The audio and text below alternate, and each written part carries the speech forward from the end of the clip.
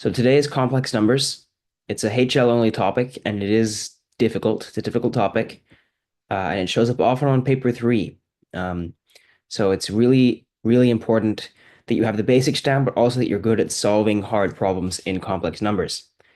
Okay, so we're going to start by talking about the Cartesian form, a plus bi, how to multiply complex numbers, uh, properties of the complex conjugate, how to draw numbers on the complex plane, how to interpret them. Then we're going to talk about the modulus and the argument and introduce polar forms for complex numbers. How do we multiply in polar forms? And then finally, we'll do de Moivre's theorem, which is a technique or a theorem that we use for finding the powers and the roots of complex numbers. All right.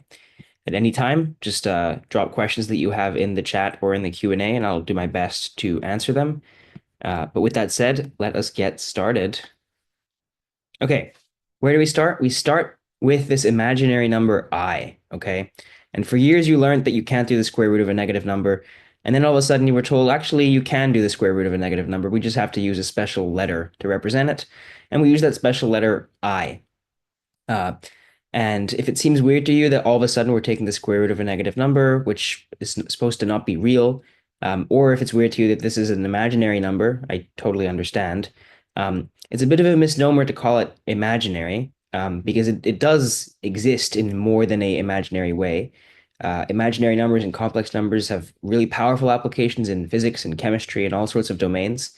So they are real in a way in the universe, but they're just not quote unquote real numbers according to mathematicians because you can't visualize them necessarily as a length. But they're very, very important, and they're not just fictional. Okay, a lot of students kind of get frustrated thinking, why are we spending so much energy learning about a thing that is entirely made up? And it's not entirely made up. We discovered complex numbers, if you like, and they are definitely worth studying. But I define I to be the square root of -1, which means that I squared is equal to -1. And in general, we say that imaginary numbers are of the form b times I, so some multiple of I. And that means that if I square bi, I get b squared I, which is negative b squared, and b is a real number, so b squared is less than 0. And that means that the square of any imaginary number is negative. Okay, that's an important property to bear in mind. From there, we go to complex numbers. And a complex number is simply a number that blends real and imaginary numbers. It has a part A that is real and a part BI that is imaginary. Okay, so it's the sum of a real number and an imaginary number. And we call A the real part of Z and B the imaginary part of Z. We use this notation real of Z and imaginary of Z to denote those, okay? So for example, if I have Z is equal to 2 minus 3i, then its real part is 2 and its imaginary part is minus 3, okay? Also, if two complex numbers are equal, then both their real part and their imaginary parts are equal. Okay, so if I have a plus bi is equal to x plus iy, then both a equals x and b equals y. And this is really important because it means that when you're solving complex equations, one equation with a complex number equals a complex number, under the hood is actually two equations, which will allow you to solve them simultaneously, even though you're only given what looks like one equation. It's worth quickly talking about the sets of complex numbers, real numbers, rationals, now that we kind of have the full picture of all the numbers you're going to learn about in IB. So the smallest set that you should know about is the natural numbers. Those are the positive integers, 1, 2, 3, etc. Just slightly bigger than those are the integers themselves, which include those, but also the integer 0 and all the negative integers, -1, -2, etc. After that, we talk about rational numbers, which are numbers that can be written in the form p over q for some integers p and q. And then after that, we talk about the real numbers, which includes both rational numbers that can be written as a fraction, but also the irrational numbers that cannot be written as a fraction. So just for the sake of illustration, the irrational numbers would be in this interval here, okay?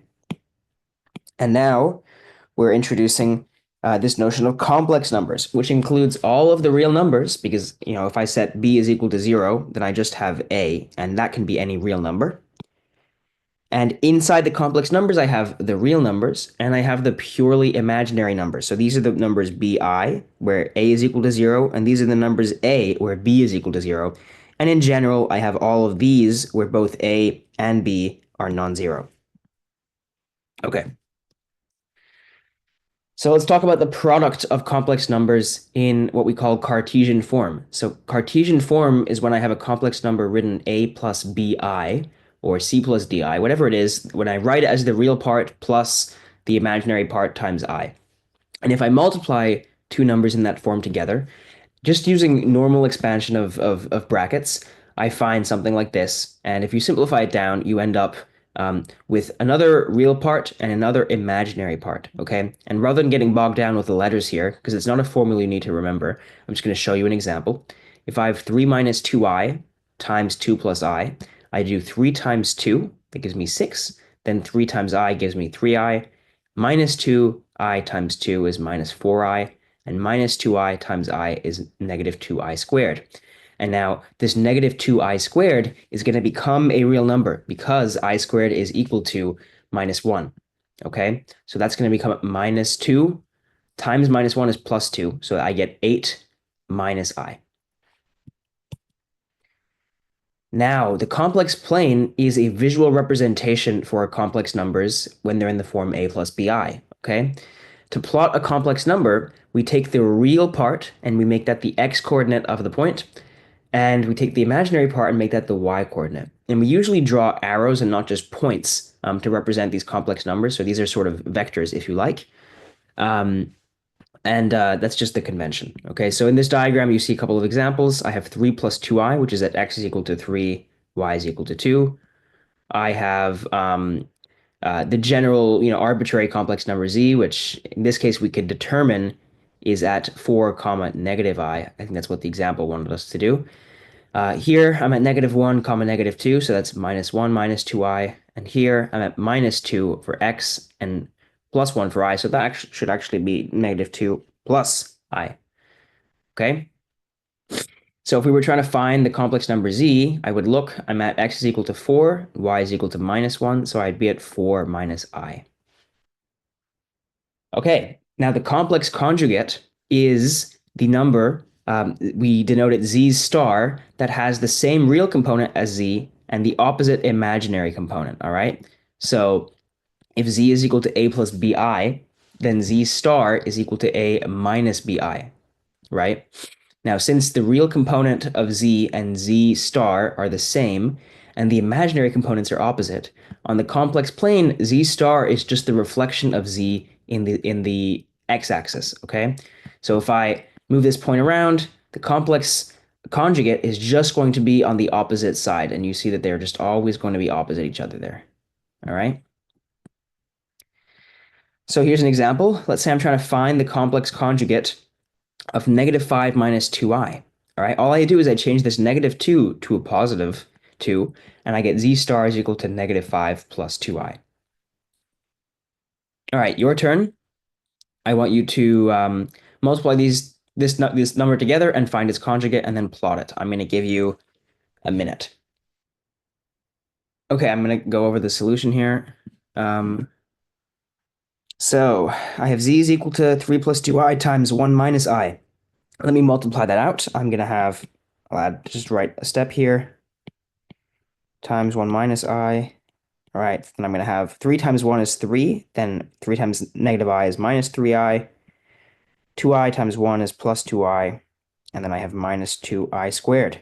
All right, the 2i squared is just going to be, negative 2i squared is going to be 2, so I'm going to have 5, then minus 3i plus 2i is minus I, okay?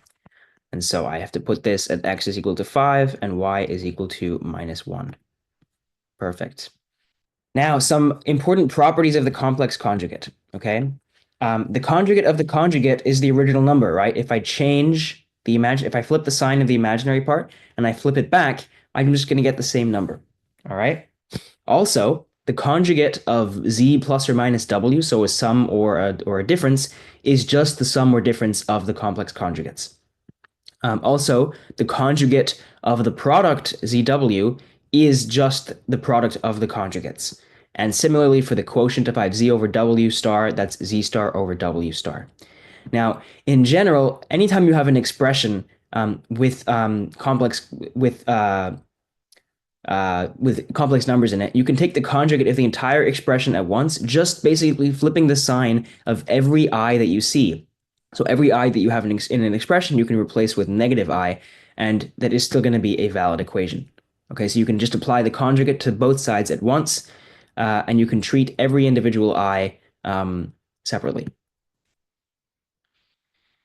Okay, fractions of complex numbers. So in a similar way to when I have the fractions with a irrational denominator, let's say 1 plus root 2 in the denominator, we can make the denominator of a complex fraction real by multiplying by the complex conjugate on the top and the bottom. So let's say I have the fraction 3 plus 2i over 4 minus I. If I multiply that by 4 plus I over 4 plus I, so that I'm still multiplying by 1 and not changing my fraction, then in the denominator, I'm going to get, in this case, 12 plus 11I minus 2. Okay, and then in the denominator, I'm going to get 4 times 4 is 16, plus 4I minus 4I plus I squared. Okay, and that's going to simplify down to 17, which means I can write this original fraction as 10 plus 11I over 17. Okay, so I'm going to give you 30 seconds to do an example of that now. All right, I'm going to go over this. So to make the denominator real, I'm going to multiply by the conjugate of the denominator on the top and the bottom. So I'm going to do 3 plus 2i over 2i minus 4 times, and the conjugate, remember, I just flip the sign of the imaginary part, so the part that has I in it. So it's going to be times minus 2i minus 4 over minus 2i minus 4. And I'm going to be careful here because I have a lot of minus signs floating around, and I know that I make a lot of sign mistakes, so I'm going to be extra careful. Okay, so let's write what I have. First, I'm going to have negative 6i from 3 times minus 2i, then negative 6i, that is, and then I'm going to have 3 times negative 4 is negative 12. I'm going to have 2i times minus 2i, that's negative 4i squared, and then 2i times negative 4 is negative 8i. All right? Then in the denominator, I'm going to have 2i times negative 2i, that's negative 4i squared, minus then 2i times negative 4, so minus 8i. Negative 4 times negative 2 gives me plus 8i, and then negative 4 times negative 4 gives me plus 16. All right? Okay, and then let's simplify in the numerator. The negative 4i squared becomes a positive 4. All right? So I'm going to have 4 minus 12, and then minus 14i, so 4 minus 12 minus 14i. And in the denominator, I'm going to have negative 8i and plus 8i are going to cancel, and negative 4i squared is just going to be plus 4, so I'm going to have over 20 here. All right? And now, if I simplify as much as I can, I'm going to have 4 minus 12 is negative 8 minus 14i over 20. And I'm going to divide that by 2 in the top and the bottom and take out the minus sign, and I'm going to get 4 plus 7i, negative, all negative, over 10. Okay, and that should be option number 3. Now it's time to talk about solving complex equations. So I mentioned this earlier, but if you remember that a complex number has a real and an imaginary part, then one complex equation actually becomes 2 real equations. So let's look at an example of that. Suppose I have the equation z plus 2i is equal to 3i z star minus 2, okay? Let's write out using z is equal to a plus bi. Let's plug that in, and I have a plus bi plus 2i is equal to 3i times a minus bi for the conjugate, minus 2. Okay? If I collect on both sides the terms that have imaginary and the terms that have real components, I'm going to get a plus b plus 2i on the left-hand side, and then on the right-hand side, 3ai plus 3b minus 2. And here's the key step. I can equate the real and the imaginary parts of both sides. And one way to understand why you can do that is to remember that essentially, these complex numbers are represented by points on a plane. Okay? Points or vectors or arrows on a plane. And if they are the same, maybe I'll try and draw 2 points in the same color, in a different color. That means they have the same x coordinate and the same y coordinate. All right? And therefore, I can make a separate condition from the x coordinate, which is the real, and the y coordinate, which is the imaginary. And that's why I'm allowed to equate the two. Okay? So in this case, in our example, that means I equate a with 3b minus 2 and b plus 2 with 3a. And I get a system of equations. All right? And to solve the system of equations, we just do our, normal normal method for solving equations. In this case, I'm going to do a substitution. I'm going to take a is equal to 3b minus 2, and I'm going to put it into the second equation. Okay, so I get b plus 2 is equal to 3 times 3b minus 2, or 9b minus 6, and that leads me to b is equal to 1. And plugging that back in also gives me a is equal to 1. And so z is equal to 1 plus I is the solution. Now it's your turn. I'm going to give you guys maybe 2 minutes or a minute 30 to solve this on your own, and then I'm going to show you how to do it. All right, then let's go over the solution here. Okay, so I have the complex equation 2z plus I is equal to 2 minus z star. So I'm going to let z equal x plus iy so that z star is equal to x minus iy. And I'm going to plug both of those in, and I'm going to get 2x plus 2yi plus I is equal to 2 minus x minus yi. All right. Now I'm going to collect on both sides my real and my imaginary terms, and I'm going to get 2x plus 2y plus 1 I is equal to 2 minus x plus yi. All right, now I equate the real and imaginary parts. So I equate 2x and 2 minus x. So 2x is equal to 2 minus x, and 2y plus 1 is equal to y. All right, and that is going to give me, if I rearrange this, that's going to give me x is equal to 2 over 3. And this equation is going to give me y is equal to negative 1. Y is equal to negative 1. So my answer is z is equal to 2 over 3 minus I. That's option number 1. Now, this was a slightly easier complex equation because I didn't have an I multiplying the z on the other side. When you have an I multiplying, it means that when you get to your equations here, you're going to have something in x equal to something in y, and then in the second equation, something in y equals to something in x. If I just have z on the left-hand side and z or z star on the right-hand side, then I'm going to end up with just the real terms of one plus some kind of shift equated to the real terms of another. So it makes it a bit easier. Now, once we've understood complex numbers, we can actually realize that any quadratic now becomes solvable, and not just the ones that have a non-negative discriminant. We already know that when delta, which is b squared minus 4ac, is negative, there are going to be no real roots to the quadratic equation because the term under the square root would be negative, and that would not give a real number.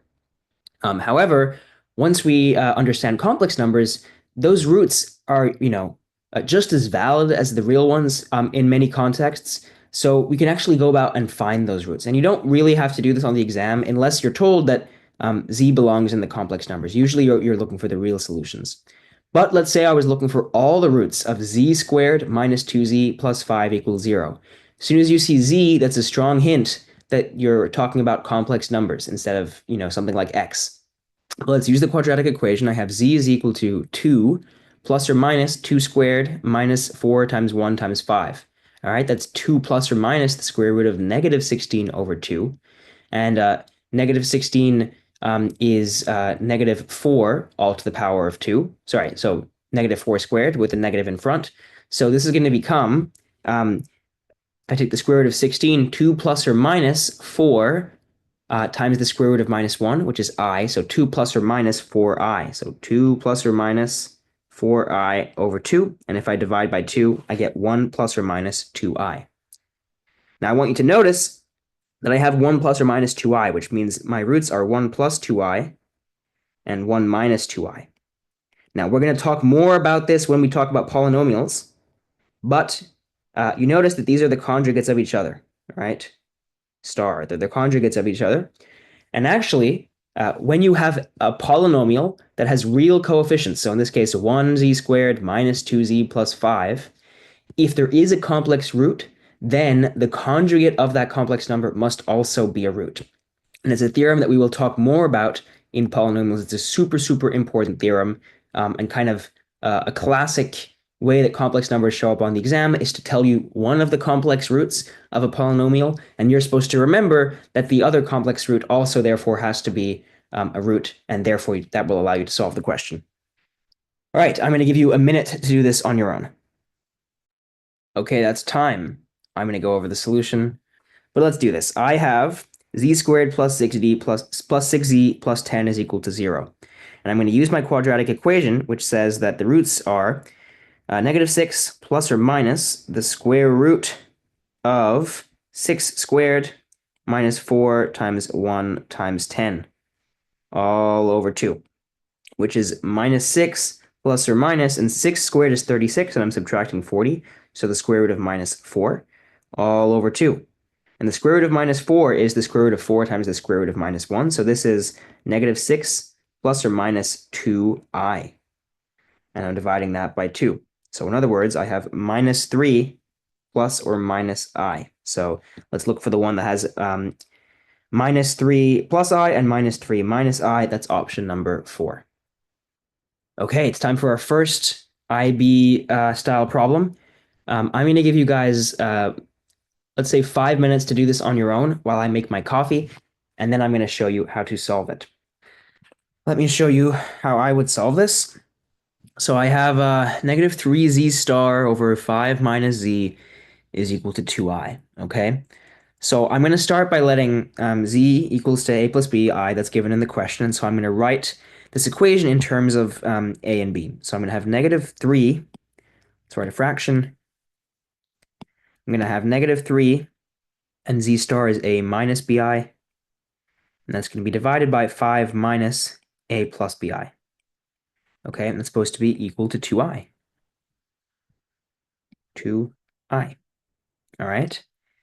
So what I'm going to do is I'm going to multiply now both. I'm going to bring the denominator to the right-hand side, and I'm going to get negative 3a minus bi is equal to 10i minus, and then I'm going to have 2i times a plus bi. And now let's expand both sides and collect all the real and imaginary terms. I'm going to have negative 3a plus 3bi is equal to 10i minus 2ai, and then I'm going to have a minus 2 times b times I squared, so minus 2bi squared. Okay, and it's important to notice that this last bit on the right-hand side, the I squared is going to become positive, is going to become negative 1, so I'm going to have a 2b,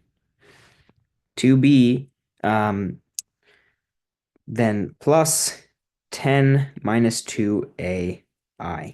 All right, and that gives me the equations. If I equate the real and imaginary parts, so I'm going to equate negative 3a and 2b. Negative 3a is equal to 2b, okay?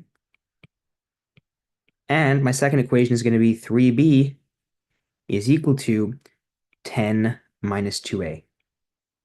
All right? Now, what I'm going to do is neither of these equations are, exactly directly substitutable into the next one just yet. But if I did, let's say, I wrote this one as b is equal to negative 3 over 2a, then I can substitute that in, because then over here I have 3 times that is equal to 10 minus 2a, so I'm going to have negative 9 over 2a, so that's from here this time, is equal to 10 minus 2a. And now I'm going to bring 2a to the other side, and I'm going to have 4 over 2a minus 9 over 2a is equal to 10. Multiply both sides by 2, and I have 4 minus 9 times a is equal to 20. So 5a is equal to 20. That gives me a is equal to 4. And now I'm going to plug that back into here to find that b is equal to negative 3 over 2 times 4 is negative 3 times 2 is negative 6. So my answer is a is equal to 4 and b is equal to minus 6. Or hang on, there's a sign error there. 1 second. Yes, this is minus 5, sorry. Minus 5, minus 4, and plus 6. Oof, that was close. Almost made a mistake. Let's check that off. A is equal to minus 4, comma 6. Now a slightly harder system of equations. I'm going to give you 2 minutes to get a head start. I'm not going to give you, the full 7 minutes because we have a good number of problems to get through today. But I want to give you a chance to try it on your own, make sure at least you understand what you would do, and then we'll go over it in 2 minutes time. All right, let's go over the solution here. I have the complex numbers z and w satisfying a rather complicated looking system of equations. The good news is that the second equation is a lot simpler than the first, and it allows me to write that w is equal to negative 2i z star. Okay, that's a good first step. I just multiplied both sides of this equation by z star. And then what I want to do, because this equation up here has w star in it, is find w star. All right, and let's remember the rules that we have, which is that I'm not going to use w and z here. I'll say a, b star is equal to a star, b star. Okay, so here I'm going to separate out the minus 2i, conjugate that, and then I'm going to conjugate z star separately. All right, what's that going to give me? Well, negative 2i star becomes 2i, and z star star becomes z. So w star is equal to 2iz. All right, and now I can plug that into the first equation, into this equation here, and that's going to give me 2iz minus 4z star is equal to negative 8 minus 2i. All right, and now is the time to do x plus iy. So I'm going to say z is equal to x plus iy, so that z star is equal to x minus iy. And then I'm going to have 2i x plus iy minus 4 x minus iy is equal to negative 8 minus 2i. Okay, I'm going to make some room and we're going to continue on the right-hand side here. Now what do I have? If I expand my brackets, I have 2ix. Then plus 2i times iy is plus 2i squared y minus 4x plus 4iy is equal to negative 8 minus 2i. Now I want you to notice that I'm not at any point trying to skip the step of writing I squared. And I do that because, like I think 90% of students, I make a lot of mistakes with signs. And so if I try and combine the steps of doing I squared and also keeping track of my minus signs, there's about a 10 to 20% chance that I'm going to make a mistake. So the more you write out your steps, the less likely you are to make a mistake. And that applies, for really anything in math, but especially I think for complex numbers, for me at least, that's kind of like an area where I know I make a lot of mistakes. And you should always be, using more steps than you think you need, and that's going to make you less likely to make mistakes. Okay, so let's simplify what I have now. On the left-hand side, I'm going to have, so the 2i squared is going to become negative 2. So I'm going to have negative 2y, minus 4x. And then I'm going to have the I terms, 2x plus 4y times I is equal to negative 8 minus 2i. Okay? What is that going to give me? It's going to give me that I have 4x plus 2y is equal to 8, and 2x plus 4y is equal to minus 2. Okay, that is my system of equations. And if I divide it by 2, it's going to give me 2x plus y is equal to 4. Okay, and then I have 2x plus 4y in the other equation is equal to minus 2. So if I do 2x plus y minus 2x plus 4y, I should get 4 minus minus 2. Okay, and that would be 6. So I'm supposed to get y minus 4y is equal to 6, which tells me that y is equal to y is equal to 2. Sorry, minus 2, because I get y minus 4y is negative 3y. And that means that x is going to be 2x is equal to 4 plus y. So 2x is equal to 2. That means x is equal to 1. X is equal to 1. Okay? So that is one of the complex numbers. I just want to make a double check here because that seems wrong. Yeah, of course it's wrong. I made a sign error. I told you I make sign errors everywhere. 4 minus y, it's supposed to be here, up here. 2x is equal to 4 minus y, okay? And that means that x is going to be equal to 3 because I'm going to do 4 minus minus 2 is 6, divided by 2 is 3, okay? And this was the complex number z. So now I know that z is equal to 3 minus 2i. But I still want to find what w is. And what is w? W, we said, was 2iz star. So let's start by finding z star is 3 plus 2i. And then w is equal to 2i times that. And that's going to be, the 2i times 2i is going to give me negative 4. Negative 4. And then I'm going to have plus 6i. Okay? And I'm double checking to see if there's something wrong with what I said, because the solution disagrees. W is equal to 2iz star. No, this is correct. Negative 4 plus 6i. In fact, I think the solution has a mistake in it that I'm going to have to fix. Okay? Any questions about that? It's a bit of a mess, I know, with these complex equations, but conceptually, I don't think it's too bad. As long as you remember the rules, you should more or less know what to do the whole time, and it's kind of just annoying algebra so far. Okay, now it's going to get a little bit harder. I have a fraction here, some equation to solve, and then I have a quadratic such that f of w equals 0, and we're trying to find, and the function has a minimum value of 64, and we want to find the values of p, q, and o. Okay, let's start with part A. I'm looking for w is equal to a plus bi. So that means I can write 3 times a minus bi over 2i minus a plus bi is equal to 2i. I'm going to do the same thing as usual. I'm going to bring the denominator to the right-hand side, and I'm going to have 3a minus 3bi is equal to 4i squared minus 2i times a plus bi. Okay, so that's going to be equal to negative 4 minus 2ai minus 2bi squared, so plus 2b.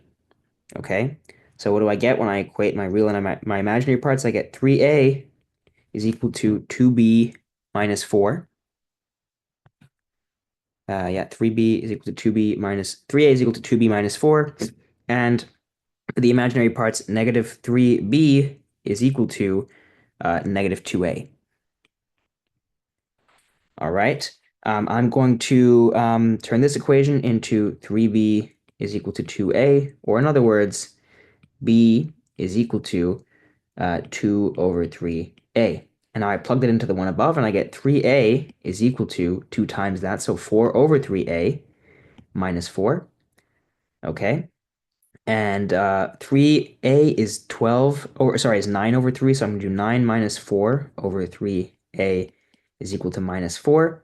So 5a is equal to 12, or minus 12, and a is equal to minus 12 over 5. Okay? Now that allows me to find b, and that's going to give me b is equal to 2 times that over 3, so negative 24. And then the 12 divided by 3 is going to become negative 3, sorry, negative 4, and then times 3 is going to get, times 2 is going to be negative 8. So negative 8 over 5. Okay? Those are the values of a and b. All right, that's part A done. I'm just going to erase them and then put them off to the side here so we remember them. A was negative 12 over 5, and B was negative 8 over 5. All right. Now, we have a quadratic. The quadratic is f of x is equal to px squared plus qx plus r. And we know that f of w is 0, which means that the number negative 12 over 5 minus 8 over 5i is a root, okay? But p, q, and r are integers, so specifically they are real numbers, which means that my quadratic has one complex root, which means that its conjugate also has to be a root of the quadratic. So f of w equals 0 means that f of w star is equal to 0. And this applies whenever the polynomial, in this case the quadratic, has real coefficients. Okay? So if both w and w star are roots, then means I can write the quadratic in factored form as p, the leading term, times x minus w, x minus w star, okay? Because that's how I write the roots of a quadratic. And hang on, there's a Q&A here. Oh, part B, that was on the previous question. Sorry, I didn't see that. I'll go back after this question and I'll answer the Q&A. So I can write it in this factored form, p x minus w star. And now I'm going to want to expand all of this and write it as p times x squared plus x times negative w plus w star, and then plus w star. Okay? That is what I know so far. And w plus w star, so sorry, this is supposed to be, that's supposed to be a negative. Let's think about what I know. If I do, and it's actually going to be easier if I put a minus sign outside and then put a plus sign here. So I just have the sum of these two. Negative x times w plus w star. And w plus w star is going to be a plus bi plus a minus bi is just equal to 2a. All right? And w times w star is equal to a plus bi times a minus bi, which in the same way that we noticed for rationalizing the denominator of a complex fraction earlier, this is just a squared plus b squared. Okay? So all in all, I get p x squared minus 2ax plus a squared plus b squared. Okay? And I now need to pay special attention to what the question says, which is that, or hang on though. Oh, I just need to find the value of p now because I can expand all of this and write it as p times x squared. I know what a is. It's negative 12 over 5. So negative 2 times that is plus 24 over 5x. And then a squared plus b squared. So I'm going to have 12 over 5 squared plus 8 over 5 squared. And there are, minus signs, but they're not going to make a difference when it comes to squaring. It's going to give me 144 plus 64 over 25. And I apologize, it's a bit of a messy number, but 208 over 25. Okay, so plus 208 over 25. And we are told that y is equal to f of x has a maximum value of y is equal to 64. Sorry, a minimum value of y is equal to 64. And a quadratic has a minimum when x is equal to negative b over 2a.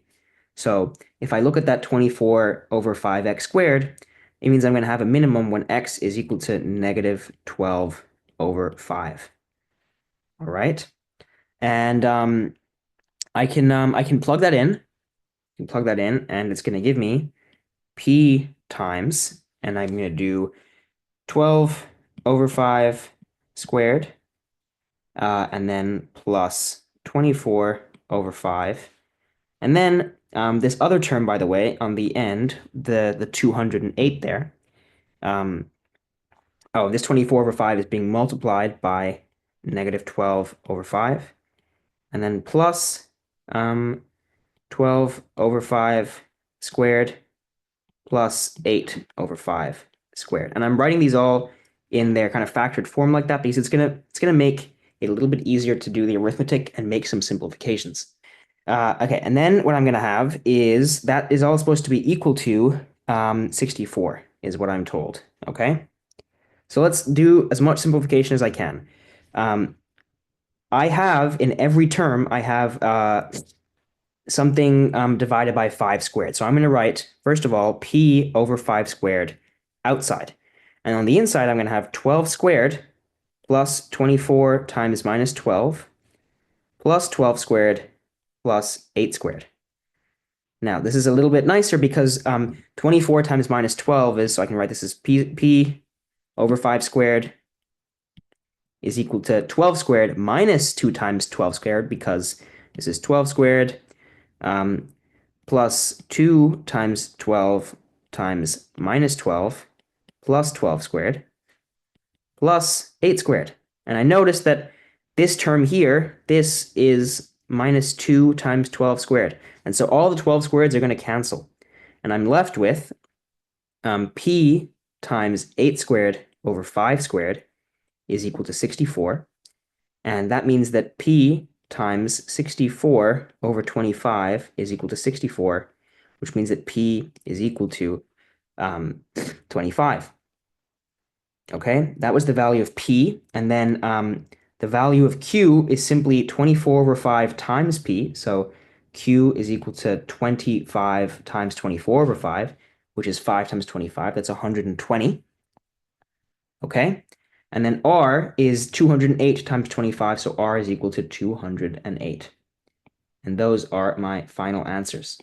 Now I noticed a few questions, so I'm going to check those quickly. Oh, what does x equals negative b over 2a mean? X equals negative b over 2a is the axis of symmetry of the quadratic. So axis of symmetry. Is it possible to use the sum and product of roots to solve this? Yes, it is. I mean, it's essentially what I did. But yeah, you can think about the sum and product instead of kind of expanding it out. That would also work. It might even be cleaner. I'm not 100% sure. The current question. So you want me to explain the quadratic? Okay. So maybe just for the sake of making this clearer, I can show you the way of doing this with the sum and product of the roots. So let's just remember that I found in part A that my roots were, or the W was equal to negative 12 over 5 minus 8 over 5i. I think that's what I found. I'm just going to double check that it was the answer. Yeah. Okay. And I know that W is a root of the quadratic. Okay? And the quadratic has real coefficients. The coefficients are P, Q, and R. And whenever that is the case, every complex number that is a root, its conjugate is also a root. That is a theorem that we have. That's always true. Okay? So because W is a root, then W star is a root. And W star is equal to negative 12 over 5 plus 8 over 5i. All right?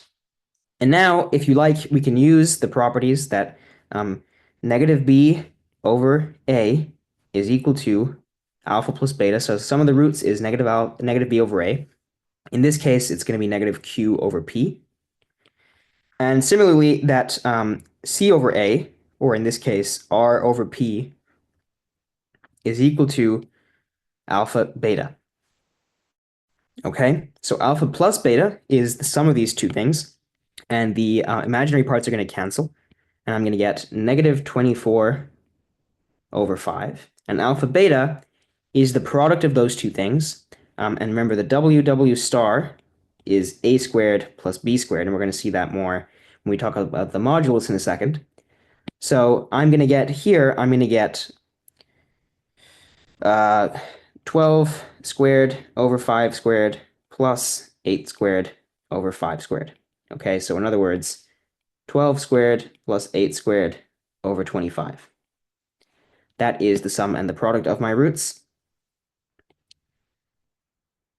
And then I need to use the fact that this quadratic has a minimum of 64. So the minimum occurs, remember, if I have a quadratic and its roots are alpha and beta, the minimum is halfway between the roots at the axis of symmetry, right? That's why there's a negative b over 2a for the axis of symmetry, but it's halfway between the roots. So in this case, if the sum of the roots is negative 24 over 5, then this is going to be negative 12 over 5. That is going to be the x-coordinate of the minimum. All right, and if I plug that into the quadratic, which I did in the steps before, if I plug that in, using the fact that I know now that this is equal to negative q over p, sorry.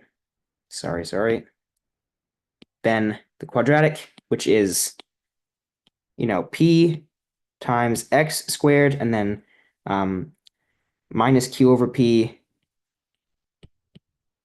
x plus r over p, and sorry, that's supposed to be a, what am I saying? That's supposed to be a plus there. Okay, I'm going to get px squared plus, or in this case, minus 24 over 5 plus 12 squared plus 8 squared over 25. And if I plug in this and set that equal to 64, I will find the answers that I did a second ago. Okay, so that was all I did. Okay, now the complex modulus. Okay, we're almost going to hit the polar form in a second, but first, and we kind of just did this on the previous slide, but the complex modulus is a measure of the size of a complex number. Okay, so because complex numbers have a real and an imaginary component, I can never write an inequality of complex numbers in the form, I can't write, 2 plus I is bigger than 1 plus I.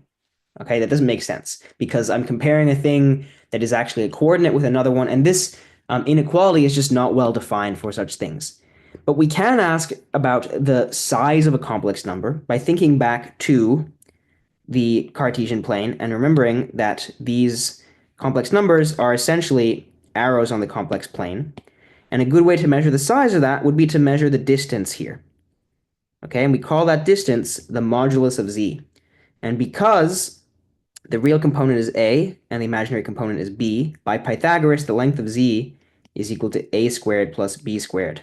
Okay, and I got to square root that. Okay, and that is the formula for the modulus.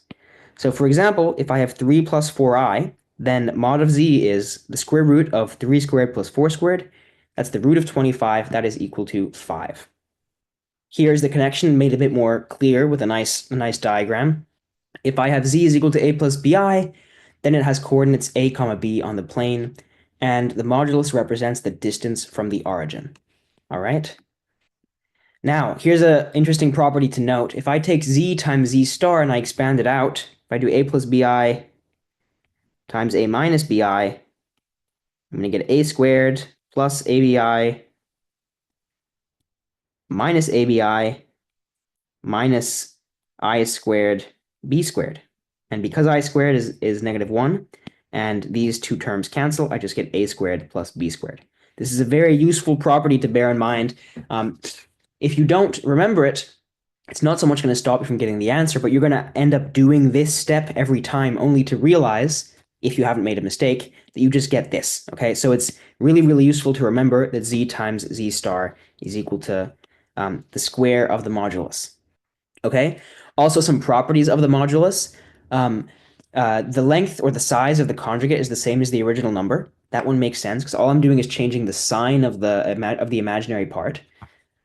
The modulus of a product is the product of the moduli of the modulus is, and the same for the quotient. If I take the modulus of a quotient, it's the quotient of the modulus. And very importantly, if I take the modulus of z to the power n, it's going to be the same as the modulus of z to the power of n. These are not in your formula booklet, by the way, so it would be great if you could remember them. All right, your turn. I'm going to give you a minute to solve this question. All right, let's go over the solution to this.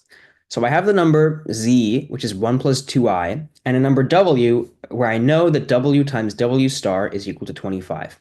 So first of all, let's remember that w times w star is the square of the modulus. So w star is equal to mod of w squared.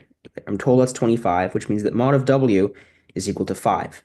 Now notice I don't have to put a plus or minus there because the modulus is always positive. It's the square root of a squared plus b squared, so it can't be negative. It represents a length.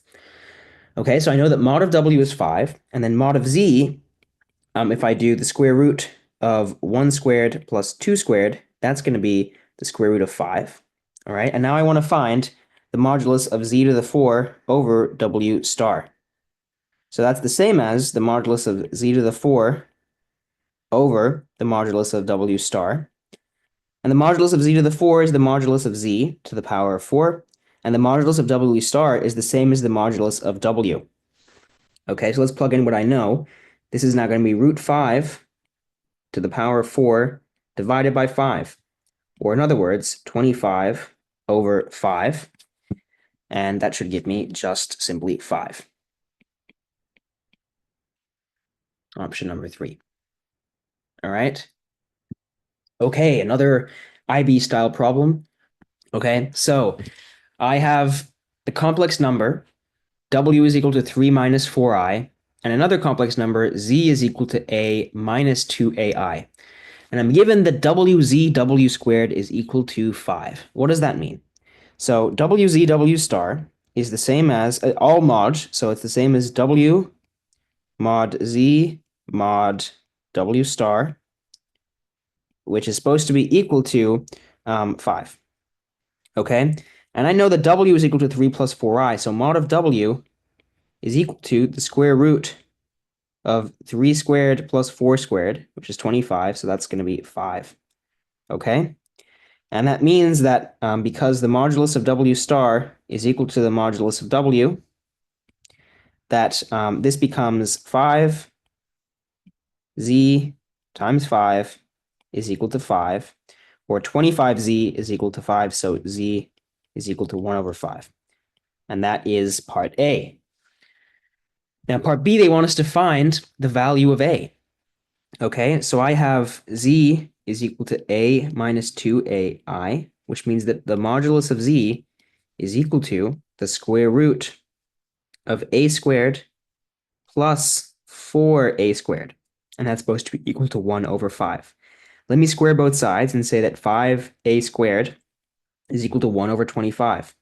So a squared then is going to be equal to 1 over 125.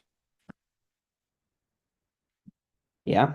And a is equal to be 1 over 125. Where I'm going to write that. It's probably easier to write that as 5 times 25 for now. This is a squared, which means that a is equal to 1 over 5 root of 5, because the root of 25 is 5, and the root of 5 is square root 5. I can rationalize the denominator just to be safe. You don't necessarily need to do this. I always think it's a good idea. And it's going to give me root 5 over 25. All right, that is my answer. Now another IB style problem. I'm going to give you 3 minutes again to try this on your own, and then we'll go over the solution. So I have the complex number k plus 7 minus ki such that the modulus of z is equal to 5. All right. Now it's a bit of a mess to wrap my head around that, but let's start by writing down the modulus of z. Okay, I can use the formula, and that's going to be k squared plus 7 minus k squared. And that's supposed to be equal to 5. All right, now if I square both sides, that means that k squared plus 7 minus k squared is equal to 25. Let's expand what I know here, which is that k squared plus, and then 7 squared is 49, minus 14k plus k squared is equal to 25. Collecting everything together, I have 2k squared minus 14k, and then plus 49 minus 24 is minus 25 is plus 24, equals to 0. I'm going to divide both sides by 2 and get k squared minus 7k plus 12. is equal to 0. Okay. So I can factor this. Actually, I can't really. Oh, no, I can factor this. 12 is 3 times 4. So I do k minus 3 times k minus 4. Okay. And that means that k is equal to 3 or k is equal to 4 are the answers. So now we're going to talk about polar forms of complex numbers. And the way to first introduce that is to understand this notion of the complex argument. So if I draw a complex number on the Argonne diagram or the complex plane, I draw the little arrow with a base of A and a height of B. If I were to measure the angle between the line that Z makes and the x-axis, we call that the argument of Z. Okay? And if you think about it, in this triangle, which is a right angle triangle, tan of that argument is B over A, because it's the opposite over the adjacent, which means that arg of Z can be written as arctan of B over A. Now we have to be careful. That only works when I'm in the first or fourth quadrant, because arctan has a range of negative pi over 2 to pi over 2. So if I have a complex number that's over here, then arctan is going to give me an angle that's somewhere over here. And that won't be quite right. And I'll talk about how to deal with that in a second. So here's an example. Let's say I want to find the argument of 1 plus I. All right. I do arctan of B divided by A, so arctan of 1 over 1. That's just pi over 4. So what do I do when the number is not in the first or the fourth quadrant? So let's imagine in this diagram I have a complex number in the second quadrant, and I notice that the value of arctan that I'm going to get back is going to be this angle. It's going to be negative some angle, and the value that I actually want is this angle here. Okay, how can I get from those two angles, from the first angle to the second angle? Well, they still lie on a straight line, which means that I can just add pi, and I will find the argument that I want. Okay, now sometimes you add pi, sometimes you subtract pi. Both are fine because there's no super uniform convention on what the domain or the interval of the argument is. Because I could either measure my arguments as starting from 0 and going up to 2 pi, or I could measure them as starting from negative pi and going up to pi. So it kind of just depends on the context. And I've never seen an example where you had to do one or the other, where the question, getting the question right depended on picking the right one, because the IB recognizes that this is kind of an ambiguous thing, and the IB hasn't made clear which one it thinks is the right one. So it's not something that you need to know that when to use negative pi to pi versus 0 to 2 pi. Sometimes in the question, you might be told that an argument is like 11 pi over 6, which should tell you that you're therefore between 0 and 2 pi. But in general, you don't really have to worry too much about getting the intervals right, okay? Do we have to draw diagrams like this on the exam? You won't have to draw exactly this, but but you should definitely know how to draw complex numbers on the exam. You could be asked, and it is not too uncommon to be asked, to draw the representation of Z on the complex plane. And also, you're going to see in some of the problems we do a little bit later, I think I included them today, there are problems that have used what's called complex geometry. So that make a triangle in the complex plane, and you have to find the area. It's really, really helpful if you could make a drawing of those. So you don't need to be able to draw exactly what I did with the recognizing the arguments and stuff, but knowing where to put Z and what the argument represents, you should know how to do that. Now, someone says, how would you compare complex numbers to Kanye West? Controversial and loved by a few. I don't know if I would say loved by a few. I think complex numbers, you can learn to like complex numbers once you really get a grasp on them, because I think compared to some other topics, they're relatively, I'm not going to say straightforward, because there can be hard problems here, but the theory itself, at least to me, I think makes sense compared to some of the other things that we see, like the function theory with like 1 divided by f of x or oblique asymptotes. Might just be a personal thing. I don't mind the algebra here. I understand the rules, and it kind of makes sense once you really understand the rules. I can't say that for every topic in the IB. So perhaps like Kanye West. And then I don't get the whole negative pi thing. Okay, so let me maybe explain it one more time. Let's remember that the range of the arctan function is negative pi over 2 to pi over 2. All right, which is an angle here. So let's imagine that I have a complex number that's over here in the second quadrant. All right, and if I took negative b over a, all right, or sorry, if I took b over a, I would get a negative number. But if I take the arctan of that, it's going to give me back this angle, because arctan gives me an angle between negative pi over 2 and pi over 2. But what I really wanted was this angle here. I wanted to know what angle that would make with the x-axis, not just what the arctan is. And this is a consequence of the fact that tan of a equals, maybe I won't use a here, I'll say tan of theta equals tan of beta, does not necessarily mean that theta is equal to beta. Doesn't necessarily follow. Now, if theta is beta, then it does work. But just because two things have the same tangent doesn't mean they have the same angle. And you can understand that by remembering that tan is the slope that an angle forms when I draw the line on the unit circle. So if I draw a line with a certain angle theta, let's say I draw this line here with this angle, it's going to give me some slope. But that's going to be the same slope as I get as if I draw it on the other side with the opposite angle. So tan is not always going to give me, or tan giving me the same answer doesn't mean I had the same angle. Now, what does it mean though? Because this line is a straight line, because both sides have the same slope. If I'm looking for this angle and I know what this angle is, I know that those two angles have to add up to 180 degrees, which is the same as pi. Okay, and this angle is kind of measured negatively because it's below the x-axis, which means that if I add pi to that angle, to that negative angle, it's the same as rotating to this line over there, and I will find the other angle. I hope that makes it clearer. Now, you sometimes have to, or at least you should understand what the complex argument is when I have a purely imaginary number. So let's imagine that I have a number which is just I, okay? What is the argument of I? Well, if I do tan of the argument, it's going to be undefined there because b divided by a is undefined because a is 0, okay?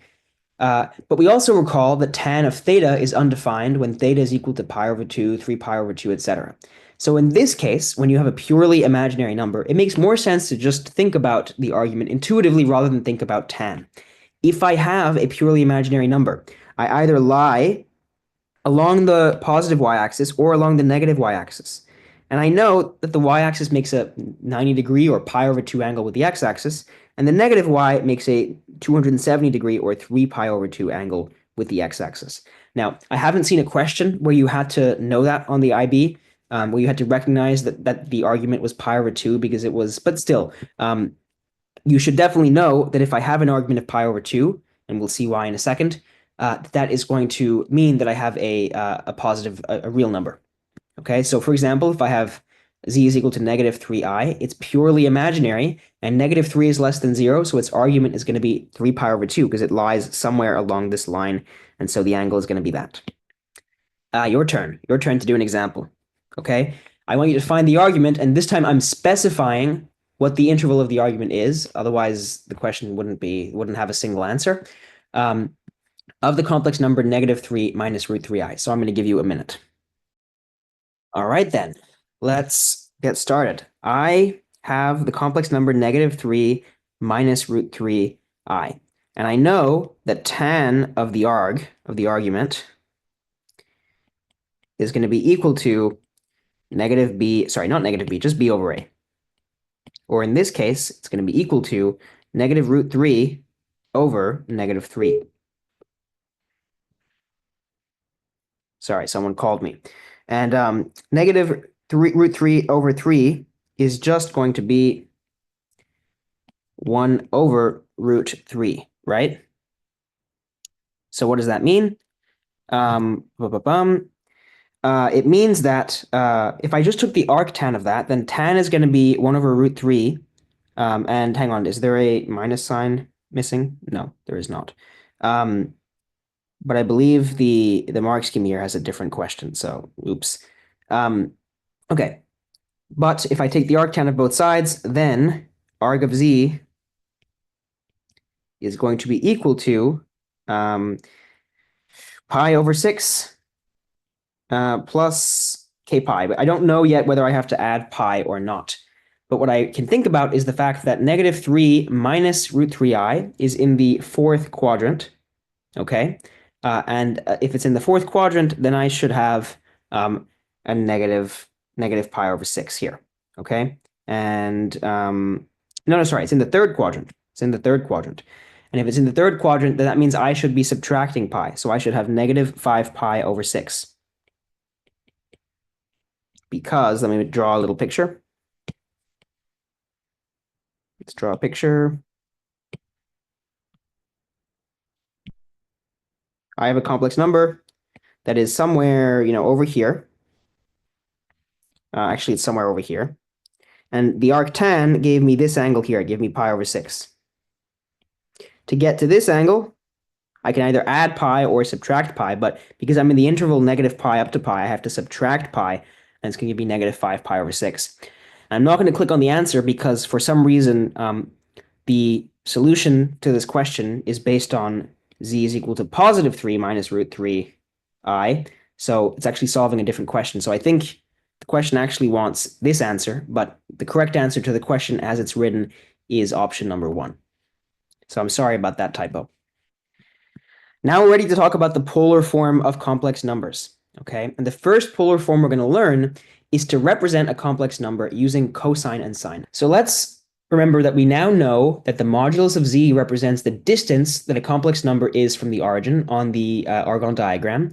And the argument z represents the angle that it forms with the x-axis, with the positive x-axis, okay? And now, if I remember that my trigonometric functions cosine and sine represent the x and y positions on a unit circle, I can represent every complex number in the form r times cos of theta plus I sine theta. So what's happening there? Cos of theta represents the x coordinate on a unit circle for an angle theta, and sine theta represents a y coordinate, okay? I put an I in front of sine because I'm now in a complex plane where the y-axis has I, has the imaginary components, okay? I multiply all of that by r, which is the modulus of z, because I'm not necessarily on a unit circle, but I'm on a circle with some radius defined by the modulus of z. And you can see that in this picture, okay? This length here is the modulus of z. And then I can say that this coordinate, this x value, is r cos theta, and this is r sine theta, and possibly with an I. It depends on whether you include the I in the axes or not, okay? For shorthand notation, we often just write r cis theta. Cis stands for cos theta plus I sine theta. Both of these notations are in your formula booklet, by the way, so you don't necessarily need to remember the exact forms. Here's an example. Let's say I'm trying to express z is equal to 2 minus 2i in the form r cis theta. First, I need to find the modulus, okay? So I do square root of 2 squared plus minus 2 squared. That gives me 2 root 2. And to find the argument, I do arctan of negative 2 over 2. That gives me negative pi over 4, okay? Because I did negative 2 over 2, arctan of negative 1 is negative pi over 4. And thus, and I can't believe I made a typo here, there's supposed to be a minus in there, I write z as 2 root 2 cis of negative pi over 4. All right? All right, now I'm going to give you, a minute to do this example on your own. Let's answer this question. I have the number 2 minus 2 root 3i, and I'm trying to represent it in the form r cis theta. All right? So what do? I start by doing tan of theta is going to be equal to 2 root 3 minus 2 root 3 over 2, or it's going to be equal to root 3, negative root 3. Okay? If I take the arctan of both sides, it means that my argument is going to be negative pi over 3. And I'm just going to check. This is going to be x is positive and y is negative. That's in the fourth quadrant. So this is a perfectly fine argument. I don't need to add pi or anything like that. Now, to find the modulus of the complex number, I'm going to do the square root of 2 squared is 4, and then 2 root 3 squared is plus 4 times 3. All right, so 4 times 3 is 12, and then times 4, or so plus 4 is 16, so this is going to be equal to root of 16, which is equal to 4. So my answer is going to be 4 CIS negative pi over 3. And let me check that off. 4 CIS negative pi over 3. There's a question. How did you know you don't have to add pi? Okay. Okay, yeah, two people have this question, so let's answer this. Again, on the exams, there has not yet been an example where you need to sometimes add pi, but still, I want you to understand when you theoretically would have to add pi. In this case, I got, sorry,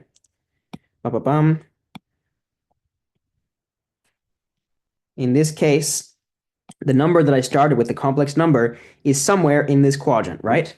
So the angle that it makes, I know, is somewhere actually between negative pi over 2 and 0. All right? And so basically, what you have to check is whether the angle that you get out of the arctan actually makes sense geometrically. If I had a number over here, and I got negative pi over 3, that would not make sense because this is not negative pi over 3. So it's just about kind of checking whether the angle at all represents or could represent the angle that you're interested in. Okay, I know that this is negative pi over 3. That's fine. That seems correct to me. But over here, it's not. Okay, and the way I did it was by checking quadrants. I know that because arctan is going to give me an angle here, that in quadrant 1 and quadrant 2 and quadrant 4, I'm going to have no problems. And in quadrant 2 and quadrant 3, I am going to have problems. But again, it hasn't happened in the IB that you have to find the argument in the second or third quadrant. But for the sake of your understanding, this is how you think about it. All right, the next step is Euler's form, which is really very, very similar to the polar form RCIS theta. And I can't really explain to you why this is true until we do Maclaurin series. And maybe I'll release a video just kind of explaining this connection because it's really, really quite beautiful. But I can write RCIS theta in the form R e to the I theta. And I'm going to write that R a little better because that was a terrible R. R e to the I theta. And the advantage of this is that it's going to make it very, very easy to multiply complex numbers because I can use these rules for exponentiation and the products of exponents, okay? One interesting thing to note is that if I write negative 1 is equal to CIS of pi, which is equal to e to the pi I get this really, really interesting result. I have a classic mathematical beauty, you could say. E to the I pi plus 1 is equal to 0. All right, it's a kind of famous mathematical fact. It looks strange to look at. I raise e to the power of the square root of negative 1 times pi, and I add 1 and that's 0. It's a bit weird, but it is completely true. Okay, and just to maybe help you visualize why that is, e to the power of I pi, or negative 1, remember, if I have an argument of pi, it means that I am over here, and if the modulus is 1, it means I'm here, and that is minus 1, so I add 1 and I get 0. Okay? Let's take a look at this example. I want to find 3e to the I pi over 6 in Cartesian form. So I write that as 3 CIS pi over 6, which is 3 cos pi over 6 plus I sine pi over 6. And cos pi over 6 is root 3 over 2, and then sine pi over 6 is 1 over 2. Multiply that by 3, and I get 3 root 3 over 2 plus 3i over 2. Okay, I'm going to continue on. Yeah, so this is the main advantage of writing numbers in this Euler's form, is that if I multiply r1 times e to the power of I alpha times r2 e to the power of I beta, using the rules of exponents, it's going to become r1, r2 e to the I alpha plus beta. What does that mean? Just to kind of interpret it, it means that the When I multiply two complex numbers, the arguments are going to add, and the moduli are going to multiply. And you have something similar for division. If I divide two complex numbers, the arguments are going to subtract and the moduli are going to divide. And that's a really, really interesting property that you can use, by the way, now that you've understood it, not just for Euler's form, but in general, you now know that if I take two complex numbers and I multiply them, their arguments are going to add. So let's look at an example. If I have z times 1 plus I is equal to 2 minus 2i, and I want to find z. Now I could probably do this in just with Cartesian form by dividing both sides by 1 plus I and rationalizing, but that's not what I want to do. I want to use polar form. So I write 1 plus I. 1 plus I. It has a modulus of root 2 and an argument of arctan of 1 over 1, so pi over 4. Okay, pi over 4. So I write it as root 2 e to the power I pi over 4. And I write z as some unknown r times e to the power of I theta, also an unknown angle. And the right-hand side is 2 minus 2i, and 2 minus 2i has a modulus of 2 root 2, and an argument of negative 2 over 2, of arctan of negative 2 over 2, negative 2 over 2, which is the arctan of negative 1, which is negative pi over 4. So I write the right-hand side as 2 root 2 e to the power of negative I pi over 4. Now to divide those two, I isolate r is equal to r e to the I theta is equal to the fraction of those two. So I have 2 root 2 e to the negative I pi over 4 divided by root 2 e to the power of pi over 4. Okay? The root 2's are going to cancel. I'm going to be left with 2e to the power of I times pi over 4 minus pi over 4, because I start with negative pi over 4 and I subtract the argument of the one in the denominator. And that's going to give me 2e to the I negative pi over 2. And that is the same as 2i, because CIS of pi over 2 is equal to cos pi over 2 plus I sine pi over 2. And cos of pi over 2 is 0, and this is minus 1i. All right, I imagine there might be questions here.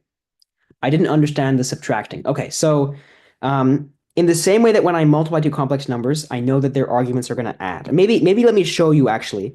Let's forget about the r's for a second, because it's easy to understand why r1 divided by r2 is just r1 over r2.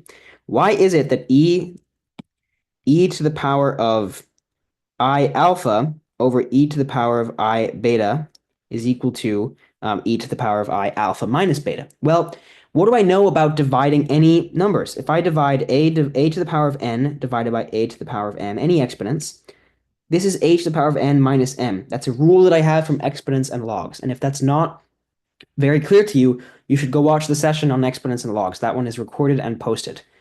Okay, so what does that mean? It means I can write this as e to the power of I alpha minus I beta. And if I factor out the beta, the I, sorry, I get e to the I alpha minus beta. Okay, so what did I do over here? Let's just focus on the e to the i's for a second and forget about the root 2's. I have e to the I, negative I pi over 4, over e to the I pi over 4. And I recognize using the same rule that that is e to the I times negative pi over 4 minus pi over 4. And that's going to give me e to the negative I pi over 2. That's how I got that. All right? Now, complex conjugates in polar form. So remember the complex conjugate, let me draw on a circle on the complex plane. The complex conjugate is just the reflection in the line y is equal to 0, because I'm changing the imaginary part. I'm flipping the sign of the imaginary part and keeping the real part the same. So if I had an argument of theta, I now have an argument of negative theta, all right?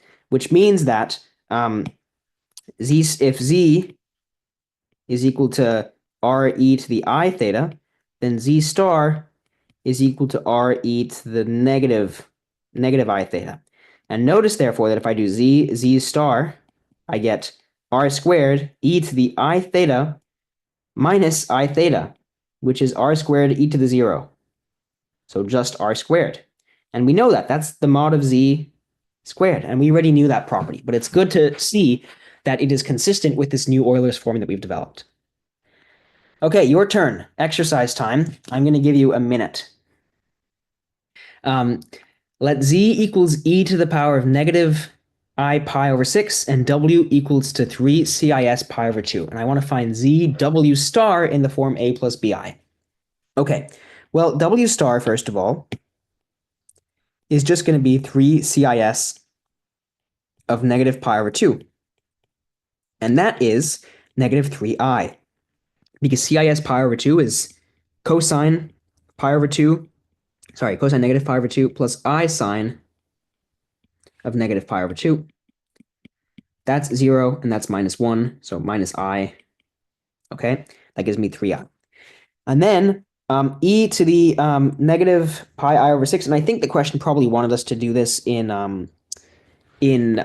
what's it called? In Euler's form, so I can actually just do that. I can write it as e to the negative I pi over 6 times e to the negative I pi over 2, there's a 3 here, is equal to 3 e to the negative I pi over 6 minus I pi over 2, which is equal to 3 e to the, I'm going to pull out the negative I now, and I'm going to do pi over 6 minus 3 pi, and now it's plus 3 pi over 2 because I pulled out the minus, 3 pi over 6. Okay, that's equal to 3 e to the negative I times 4 pi over 6, or 2 pi over 3. Okay, and so that's going to be 3 cos of negative 2 pi over 3 plus sine, I sine of negative 2 pi over 3. Cosine of negative 2 pi over 3 is just negative 1/2. So I'm going to get 3 times negative 1/2. And sine of negative 2 pi over 3 is negative root 3 over 2. So I'm going to get minus root 3 over 2i. If I expand that out, I get minus 3 over 2 minus 3 root 3 over 2i. All right. And that is option number 1. I'm just being very careful. Yeah, perfect. All right, so the complex numbers z and w are represented in the complex plane by the points p and q respectively, and we can see them here on this diagram. I see that I have a semicircle of radius 4 centered at the origin, and I'm told that the argument of z, which is this, is 3 pi over 4. All right, that's useful to know. And the argument of w is pi over 6. All right, and we have to show that the argument of POQ is equal to 7 pi over 12. All right, well, I know that the argument, the angle between those two is the difference between 3 pi over 4. So I can say that POQ is equal to 3 pi over 4 minus pi over 6, which is equal to, 9 pi over 12 minus 2 pi over 12, which is 7 pi over 12. Okay, that is the answer to part A. Now, find z and w in the form a plus bi. Okay, so z, both of them have a modulus of 4, so z is equal to 4 cis of 3 pi over 4, which is 4 cos 3 pi over 4 plus I sine 3 pi over 4. And that is just 4 times root 2 over 2, and that's supposed to be a minus because it's cosine of 3 pi over 4, and then plus I root 2 over 2. If I expand that out, I get minus 2 root 2 plus 2I root 2. All right, that's z. And w is going to be 4 cis pi over 6. So 4 cos pi over 6 plus I sine pi over 6, which is equal to 4 times root 3 over 2 plus I over 2, because sine pi over 6 is just half, and this becomes 2 root 3 plus 2i. Right, those are the answers. Now, before I erase those, I want to answer part C, which is to find ZW star in Cartesian form. Okay, what is ZW star? Should I do this in Cartesian form or in exponential form? I think it's going to be easier to do this in Cartesian form, in my opinion, but you could also just use the polar forms and multiply these together. That would be perfectly fine. But I'm going to write negative 2 root 2 plus 2i root 2 times, and now W star is 2 root 3 minus 2i. Okay? And boom, boom, boom. Yep. And therefore, I just need to make a bit of room. If I expand all of this, bear with me, it's going to be a tiny bit of a mess. Negative 2 times negative 2 is 4, and root 2 times root 3 is 6, so 4 root of 6. And then I have negative 2 times negative 2i, so plus 4i root 2. Then I have 2i times 2i root 2 times negative 2 root 3, so it's going to be negative 4i root 6. Okay? And then I'm going to have plus 2i times minus 2i. 2i root 2 times minus 2i is negative 4 root 2i squared. Okay, and I'm going to write the final answer over here. I'm going to have 4 root 6 plus 4i times root 2 minus root 6. And then I squared is going to be negative 1, so plus 4 root 2. So 4 root 2 plus that. Okay? Boom. That is ZW star. Double check before I move on. It's supposed to be a minus root 6. Hang on. That's not a minus sign. I don't know why I said that was minus. It's not a minus.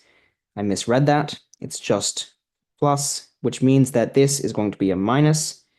It also means that the next term, which was, well, the next one I did. That's supposed to be a plus.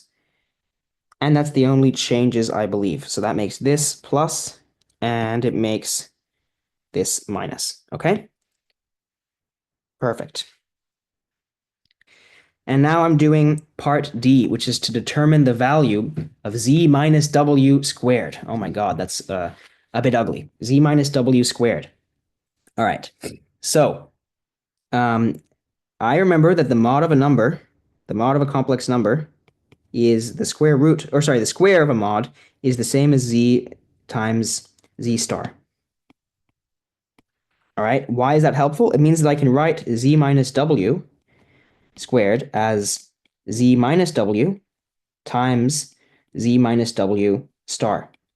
And that's great because I can use the properties of conjugates to say that z minus w times z star minus w star. And if I expand that, I'm going to get z star minus z w star minus w z star plus w w star. And it looks like a terrible mess, but let's remember that z star is the modulus of z squared. And I know that the modulus of z is 4, and the same for w. So z star is 4 squared is 16. And then I'm going to have minus z w star, which is what I just found, by the way. And then I recognize that this thing is the conjugate of that. So it's zw star, star, and then again plus 16 for the modulus squared of w. All right. And then I'm going to end up with 32 minus zw plus zw star star. Now here is something to remember.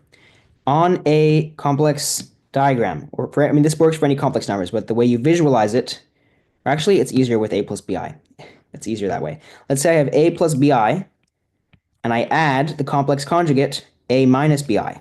What do I get? I just get 2a. The b's are going to cancel. So when I add this number and its conjugate together, the imaginary parts are going to cancel, and I'm going to get twice the real part. And the real part is just this. Okay? So I'm going to end up with 32 minus, sorry, voice break, 32 minus 4 times, or 2 times, sorry, 2 times 4 times root 2 minus root 6. So all in all, that becomes, oh, you probably can't see below there, so I'm going to stop here.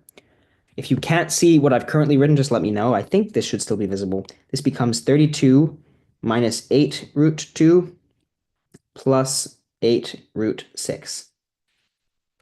That is my answer for D. We have questions. Okay, can you please recap part D and all the formulas identities that you used? Okay, yeah. So mostly I used the fact that the modulus of z squared is z times z star, okay? And that was a property that we established earlier. You can go back to the modulus slides to see why. But then I realized that I'm trying to find this z minus w all squared, and instead of finding z minus w and then finding the modulus and then squaring it, I just expanded it as, okay, it's going to be z minus w times the star of that, right? If I just say that a is equal to z minus w, then this formula would apply. So the absolute value, the modulus of z minus w squared is z minus w times z minus w conjugate. That's the first step. Then what do? I realized that the conjugate of z minus w is the conjugate of z minus the conjugate of w. That was to do that step, okay? So you just put the conjugate inside. That's something that you're allowed to do. You can go back to the properties of the conjugate to review that. Then what do? I just do a normal expansion, all right? And I get zz star minus zw star minus wz star plus ww star. And then I use this property again. But now I just have zz star and ww star. And I know that z, the modulus of z, is equal to the modulus of w is equal to 4 because they lie on the unit circle, on a circle with radius 4. Okay? So that was the next step. That allowed me to write this as 16 minus zw star. And then I recognize that wz star, if I just had the star on the w instead of the z, then it would be the same as zw star. And I can do that by saying that it's the star of zw star itself, okay? So I wrote it like this. And then I collected the 16s together, and I got 32. And I subtracted out, I factored out the minus 1, and I did zw star plus zw star all starred, okay? Now, then I said, well, I have now a complex number zw star plus its conjugate. And I know that a complex number plus its conjugate is going to give me twice the real part. All right? And I know what the number is. I found it in part C. And so I subtracted twice the real part, and I got my final answer. Now, I have a question here that says, can I ever say z times z instead of z times z star? You can sometimes say it if you're actually multiplying z times z, but this is not the same as z. Not at all the same thing. Very, very different, okay? Z times z star in general is going to be a complex number, whereas z times z is going to be a complex number, whereas z times z star is going to be a real number, always. So you can't just do z. In any case, that is part D answered. So let's do part E. Okay, part E says, hence find the exact value of the cosine of 7 pi over 12. Now, here's what you have to realize. Z minus W represents the complex arrow that goes from W to Z. It represents how I got from Q to W. And I realize that because if I do W plus Z minus W, I get Z. So I go from W to Z by Z minus W. So this is Z minus W, which means that the magnitude that I just found actually gives me the square length of this triangle. Okay, and why is that interesting? Because I can use the cosine rule in this triangle to express or to relate the heights to relate everything together. All right. So, what does that mean? Let me erase and make some room for what I'm going to have to write next. So let me erase that, add back the triangle just so we understand it, and say that this length is z. Oops. This length here is z minus w. All right? Now, I can therefore say that in the triangle POQ, I can say that PQ squared is equal to OP squared plus OQ squared minus 2 OP OQ cosine. And I found that the angle of POQ is 7 pi over 12. That's what I found in, we showed in part A. So minus cos of 7 pi over 12. Now, PQ squared is Z minus W absolute value. The modulo of Z minus W squared. And I can write that a bit better. That was a bit ugly, sorry. Z minus W squared. Now, OP squared is 4 squared. OQ squared is also 4 squared. And I'm going to do minus 2 times 4 times 4 cosine of 7 pi over 12. And we found what the left-hand side, this modulus of Z minus W, was in the previous part. We found that it was 32 plus 8 root 6 minus 8 root of 2. So that should be equal to 16 plus 16 is 32 minus, and then 2 times 16 is minus 32 cosine of 7 pi over 12. And the question is asking us to find the exact value of cosine of 7 pi over 12. So I cancel the 32 on both sides. And here on the left, I have 8 times root 6 minus root 2 is equal to negative 32 cos of 7 pi over 12.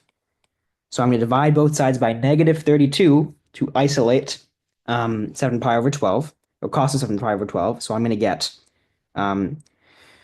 root 6 minus root 2 over, and if I do 8 divided by negative 32, that's over negative 4, is equal to cos of 7 pi over 12. So finally, it's root 2 minus root 6 over 4. That is my final answer. But I want to talk quickly about powers of complex numbers. So we have this theorem called de Moivre's theorem, which gives us a shortcut for finding the powers of complex numbers. And I don't know if it's honestly big enough to be called a theorem, because if you write a complex number in this exponential form, then we already know that e to the power of I theta to the power of n is e to the I n theta. We just know that from the way that exponents work. But still, we call it de Moivre's theorem, and if it helps you remember it, then great. So if I have r cos theta plus I sine theta, or r cis theta, then I raise that to the power of n. I'm going to get r to the power of n times e to the power of I n theta, which is the same as r to the n cis n theta. All right, and this is in your formula booklet, by the way, so you don't have to necessarily remember it by heart, even though I think it's quite intuitive. So here is an example. Let's find 1 minus I to the power of 6. All right, I don't want to expand this out using the binomial theorem. That would be really, really nasty. So instead, I write 1 minus I in polar form. 1 minus I has a modulus of root 2, 1 squared plus 1 squared square root. And it has an argument of negative pi over 4, right? Arctan of negative 1 over 1 is negative pi over 4. So that's its argument. So 1 minus I is root 2 cis negative pi over 4. So when I raise that to the power of 6, the modulus gets raised to the power of 6, and the argument is multiplied by 6. So I get 8 cis negative 3 pi over 2, and negative 3 pi over 2 gives me, so 8 cos of negative 3 pi over 2 plus I sine of negative 3 pi over 2.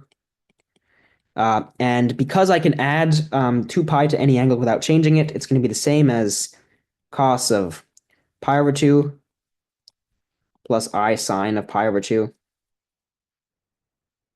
Okay, with an 8 in front. And I know what those are. Cos of pi over 2 is 0, and sine of pi over 2 is 1, so this is 8i. All right. All right, I'm going to give you, I'm going to give you a minute to do this.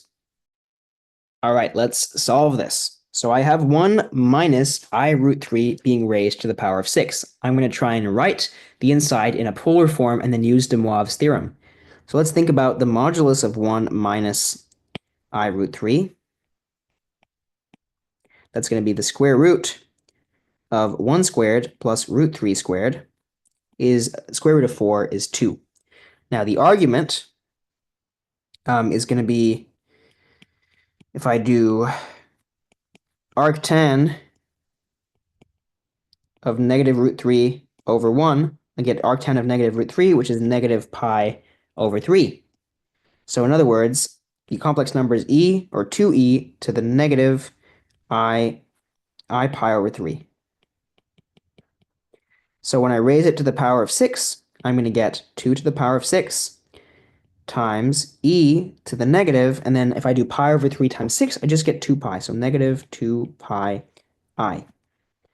Okay, negative 2 pi I is just going to bring me back to 0, because multiples of 2 pi are always going to be in the same place on the unit circle. Okay, so this is actually just going to be equal to 2 to the power of 6. And maybe I'll just add one step. 2 to the power of 6 cosine of negative 2 pi plus I sine of negative 2 pi. And I know that sine of negative 2 pi is 0, and cosine of negative 2 pi is 1. So this is just 2 to the 6, which is 64. Okay, that's option number 2.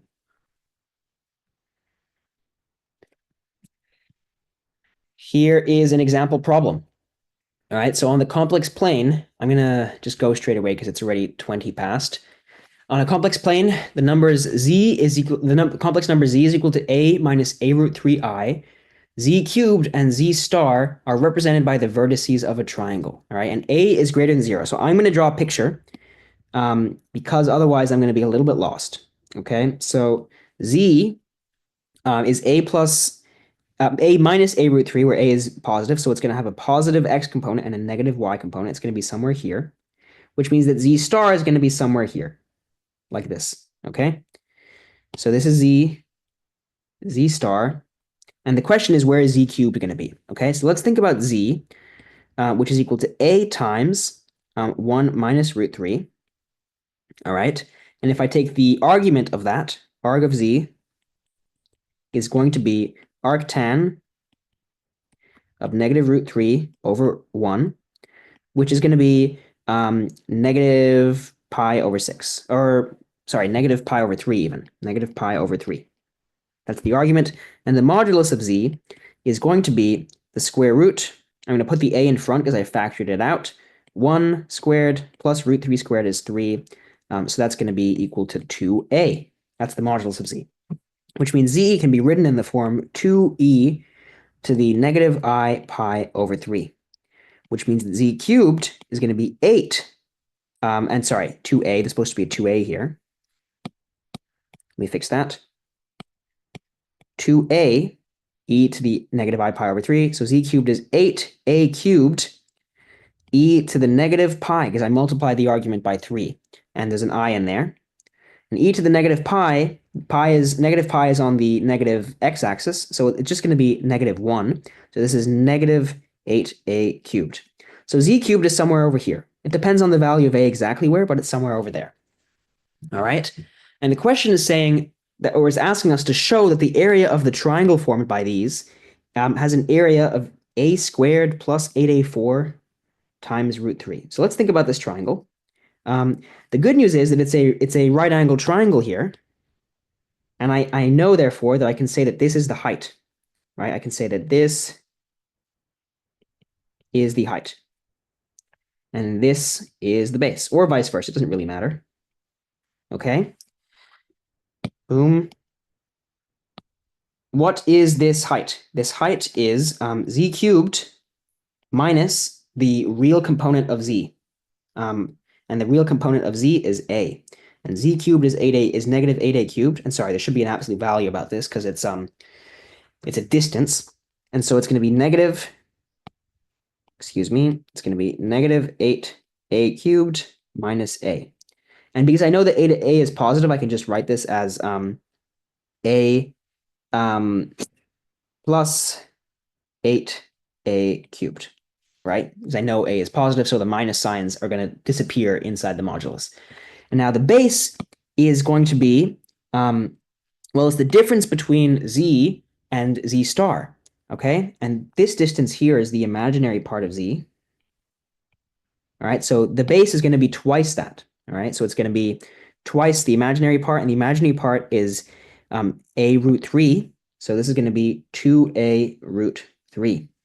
So the area of the triangle is half of base times height, which is half of a plus 8a cubed times 2a root 3, which becomes a squared plus 8a to the 4 times the square root of 3. And that is the answer I was looking for. There is a question.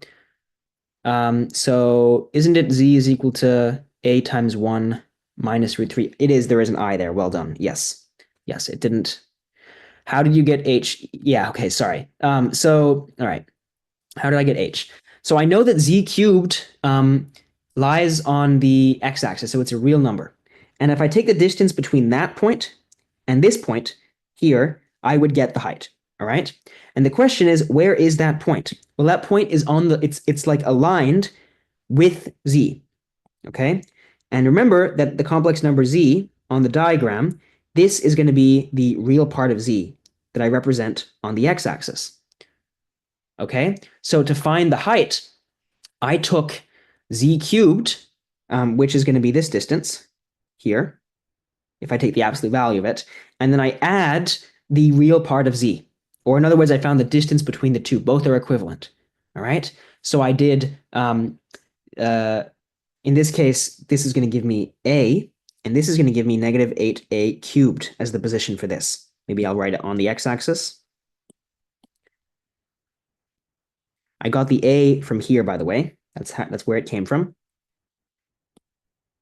And therefore, the length of h is a plus 8a cubed, because this one is negative, all right?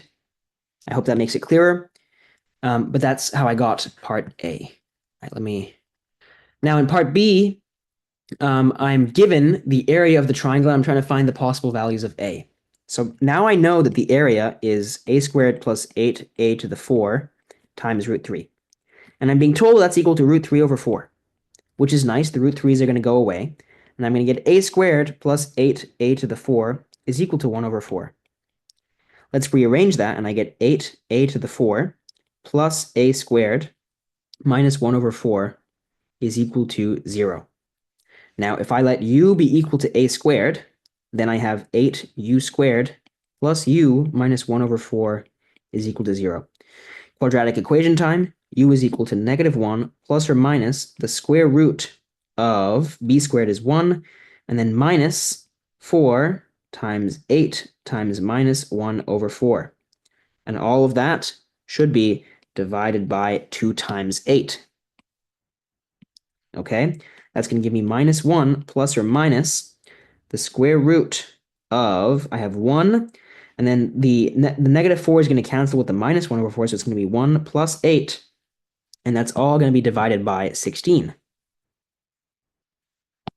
All right, 16. So I'm going to get negative 1 plus or minus 3 over 16. And that's going to give me either minus 1 over 4 or 1 over 8 as the values of u. But u is equal to a squared, which means it has to be positive.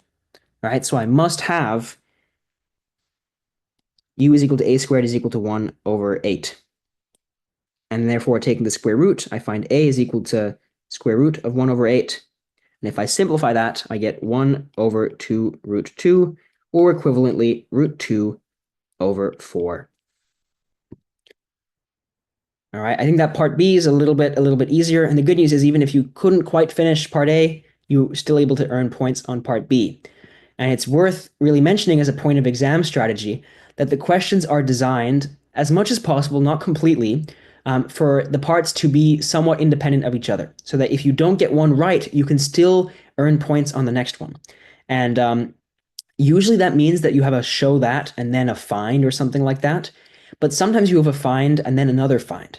And I will say that there's a trick you can use here. If you didn't find a value in A that you need to find in B, then you can actually just make up somewhat plausible values that you could have found in A and use them to solve part B. Because the IB awards follow-through marks, which means if you got the wrong values in part A and you used those in part B, but you did all the working correct, you'll get the points as if you had done everything right, because the mistake was already penalized in A.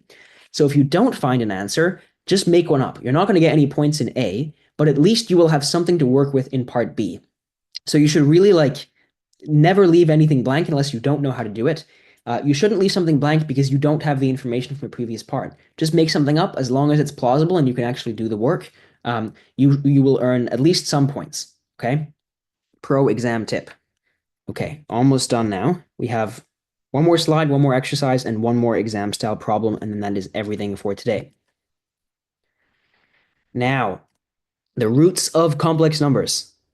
So in the same way that I can use the Moivre theorem to raise a complex number to the nth power, I can use it to find the nth root by raising it to the 1 over nth power. All right. And what that means is if I have e to the I theta, the nth root is going to be the nth root of r times e to the I theta over n. All right.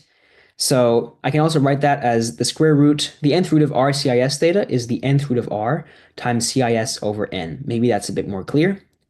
But you also have to be very, very careful to remember that cis theta is the same as cis theta plus 2k pi because sine and cos have a period of 2 pi. So adding 2k pi will not actually change their value.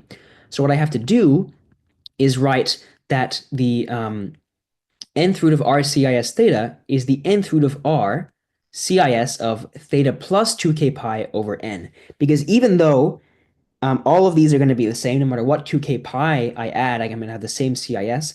As soon as I divide by n, that's no longer true. Now the 2k pi actually matters. And the question is, what are the values of k going to be? Well, I'm going to pick values of k ranging from starting with 0, so just theta over n, and then adding 1 to k each time until I actually finish my loop back. So notice that if I do theta plus 2n pi over n, sorry, then that's actually just going to be theta over n plus 2 pi. And that is actually the same as theta over n from an angles perspective. And so the last value of k that I have to consider is n minus 1. So in general, when I take an nth root, I'm going to have n different solutions, all right? So that's an important thing to remember. So let's look at an example. Let's find all the roots, all the complex roots of the equation z to the 4 plus 4 is equal to 0. Let's start by rewriting the equation as z to the 4 is equal to minus 4, which is the same as 4 cis of pi, because cis of pi is negative 1. So then z is going to be the 4th root of 4 times cis of pi plus 2k pi over 4, where k is 0, 1, 2, or 3. I stop at n minus 1, so 4 minus 1. All right, so I have the 4th root of 4 is the square root of 2, is root 2. And then I have cis of either pi over 4, 3 pi over 4, 5 pi over 4, or 7 pi over 4. All right. And CIS of each of those values is going to be, if I do pi over 4, I'm going to have, I'm going to get root 2 over 2 plus I root 2 over 2. 3 pi over 4, I'm going to get negative root 2 over 2 plus I root 2 over 2, etc. You're going to get a bunch of different values. Each one of them, if I factor out 1 over root 2, is going to be 1 plus I, negative 1 plus I, etc. So I could summarize what I have, if you like, as plus or minus 1 plus or minus I. So every combination of 1 plus I, 1 minus I, minus 1 plus I, minus 1 minus I are all going to be roots. And what do those look like on the unit circle? I think it's important to make that connection quickly. Sorry, on the complex plane, not the unit circle. If I draw all of these, then what am I going to have? 1 plus I is going to be somewhere here. Negative 1 plus I is going to be there. Negative 1 minus I is there, and 1 minus I is here. So they're all going to form right angles with each other, okay? And notice that when I take each of them to the power of 4, you have to remember that I multiply the argument by 4 when I raise to the power of 4. So the argument goes from here to here to here to here. It gets me indeed to negative pi, which is what I wanted, or to pi. And same for this one. If I take another one, if I do the next one, this is the argument at first, okay? If I add that argument again, I get to here. If I add that again, I get to here. I add it again, I get to here. I get to pi. And I'll show you one more time just to really illustrate how this works. If I started with an argument of this is 5 pi over 4, I add another 5 pi over 4, and I'm going to get to here. I add another 5 pi over 4, and I'm going to get to here.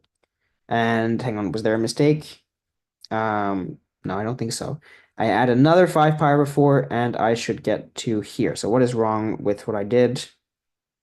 Hang on, let me double check. 5 pi over 4. That's the first one. And then from there to there, from there to there. Oh yeah, from there to there, and from there to there. Okay. If that spiral looks confusing, I don't blame you. You don't have to think about it this way. I just find it useful to actually like make sure that the angles are actually adding up correctly to what I know they're supposed to be. So I really picture multiplying the angle by 4 and seeing if it gets where I want it to get. So I'm going to have you do one exercise, and then we have one problem, and then we are done.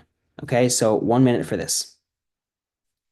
So I have, I'm looking for the solutions to z to the 6 plus I is equal to 0, where z is in the first quadrant. Okay, so we're just looking for some of the solutions, not all of them. So I'm looking for z to the 6 is equal to negative I. Okay, and negative I can write as, I'm going to write it now in exponential form as e to the power of negative I, or yeah, negative I pi over 2. That's the way I'm going to do it. Okay. And actually, I'm going to do, it's going to be easier if I do it with 3 pi over 2. That's going to be nicer. Okay, so I 3 pi over 2. All right, they're actually the same, but the numbers work out nicer if I have 3 pi over 2.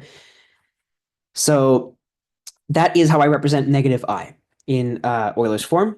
And now if I'm taking the sixth root of both sides, someone's asking, how did I get 3 pi over 2? Okay, that's worth explaining. Remember, on the complex plane, negative I, oh my God, my voice is really starting to die. 3 hours of this every day, guys, and I can barely talk anymore. Negative I is here, and the angle that it makes is that, and that's 3 pi over 2. So I did it by visualizing, kind of by memory. It's okay if you don't have that memory yet. Just make a sketch like this. You can take the 20 seconds to draw this on the exam. Just do bam, bam. I is there. The angle is there. That's fine. Okay, you're good. You understand now where the angle is. So that's how I represent it in Euler's form. And I take the sixth root of both sides. The good news is there is no modulus. There's no r to take the sixth root of. So I just have e to the I 3 pi over 2, and I'm going to do the plus 2k pi here, which I'm supposed to do, and then we're dividing all of that by 6. Now I'm going to write it in the CIS form, CIS of 3 pi over 2 plus 2k pi over 6. Okay, and let me simplify that. That's CIS of pi over 4 plus k pi over 3. And k, in this case, is going to start from 0 and go up to 5. All right. Now, the question is saying that we're looking for the values in the first quadrant, which means that the angle should be between 0 and pi over 2, maybe inclusive. So pi over 4 definitely works. So CIS of pi over 4 is one solution. And, from the multiple choice, you can probably tell that there's only one solution, but that's a separate kind of issue. Why can I not have k is equal to 1? Well, if I did pi over 4 plus pi over 3, that would be 7 pi over 12, which is bigger than pi over 2. So it wouldn't be in the first quadrant anymore. So the only one I have is CIS pi over 4, which is root 2 over 2 plus root 2 over 2i. That's option number 1. Okay, and someone is asking, is the 2k pi always necessary? Yes, it's always necessary. In this case, it wasn't really, you could have not done it, and you would have accidentally found the right answer because the only one that worked was k is equal to 0. But you have to remember that there are actually going to be, if I have z to the power of 6, there are going to be 6 different roots that make it work, and you're only going to find one if you don't put the plus 2k pi. Now, there might be some questions where you're only looking for one of them, and therefore, it's fine to ignore the 2k pi, but in general, you need to do the 2k pi. The good news is, on the exam, you get a lot of points for doing this process, because you basically get a point for representing it in this form, and then you'll get a point for setting this up. You'll get an M1 point for that, and you'll more or less get, not quite 1 A point per answer, but you'll get maybe like one A point for every 2 answers that you actually find at the end, once you convert them back into whatever form they want. So something like this, you would have gotten 3 marks just for doing it, just for doing this, which is like 3 minutes of the exam, which is plenty of time. I'm going to erase this, and we're going to move on to the last problem of the day. I think it's hard. I can't really remember, to be honest. Yep, it's hard. Okay, so in part A, we need to prove the identity cos of x is equivalent to sine pi over 2 minus x. I'm going to go quickly for that because it's not complex numbers. We just need it to solve the rest of the question. So sine of pi over 2 minus x. Oh God, if I could write that better, that would be good. Sine of pi over 2 minus x, using my compound angle identities, is going to be sine pi over 2 cos of x minus sine of x cos pi over 2. Okay, and sine of pi over 2 is 1, so it's going to be cos of x. And cos of pi over 2 is 0, so it's sine of x times 0, which is equal to cos of x. All right, that is part A shown. Now, in part B, we have w is equal to 1 minus cosine of 6 theta. And actually, I need to make some room. W is equal to 1 minus cos of 6 theta plus I sine of 6 theta. And I'm told that 0 is less than theta, is less than theta, is less than pi over 6. All right, this is nasty. It looks very nasty to me. To find the magnitude of the complex number, we can use the formula that we have for magnitude. So magnitude of w is equal to the square root of the real part plus the imaginary part, the real part squared plus the imaginary part squared. So 1 minus cos of 6 theta squared plus sine squared of 6 theta. All right, that's going to become, under the square root, I'm going to have something like 1 minus 2 cosine of 6 theta plus cos squared theta, 6 theta, plus sine squared 6 theta. And the good news is that cos squared plus sine squared are going to simplify to 1. So I'm going to have the square root of 2 minus 2 cosine of 6 theta. And the question is asking us to show that that is the same as 2 sine of 3 theta. What do I know? I know that cosine of 2x is 1 minus 2 sine squared of x. So in particular, the cosine of 6x is the square root of 2 minus, and there should be a 2 in front of here because I have 2 of them, 1 minus 2 sine squared of 3 theta, because 6 theta is twice 3 theta. All right. And therefore, if I simplify this, I'm going to get the square root of 2 minus 2 is going to give me 0, plus 4 sin squared of 3 theta, which is going to be equal to 2 sin of 3 theta. And I know that you have to put that you know that sin of 3 theta is greater than 0 because 0 less than theta is less than pi over 6. And that's the reason that there's no plus minus here. Okay. Now, if you didn't say that, you would probably lose the reasoning point that there is for explaining how you know that it's not negative. So it's important that you actually do that part. All right. So that is part BI done. And now we're thinking about the argument of W. And let's remember that the argument of W, I think it's going to be easier in this case to think about the sign of the argument, and this is probably a new step, so I'm going to maybe explain it slowly. If I were to draw a complex plane like this,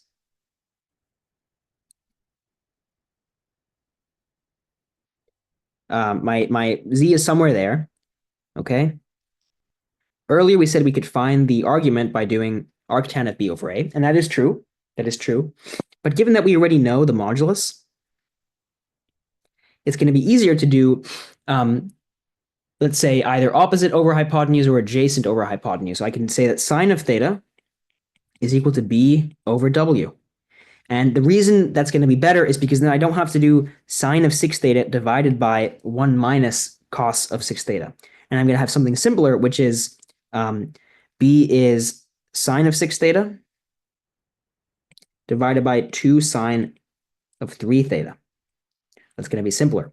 And sine of 6 theta is 2 sine of 3 theta cos of 3 theta divided by 2 sine of 3 theta. And that is just going to be equal to, it's going to be equal to the sine, or the cosine of 3 theta. All right, so I have sine of theta is equal to cosine of 3 theta. And what I'm going to do now is I'm going to use what I found in part A to rewrite the argument in terms of sine. So I can write this as the sine of pi over 2 minus 3 theta. And this is sine of theta. And because both of these angles are going to be in the first quadrant, because I know where theta is, I can actually just say that theta is equal to pi over 2 minus 3 theta. And I have to be very careful, actually, because 1 second. This angle is not theta. This angle is not theta. This is the arc of z, or arc of w.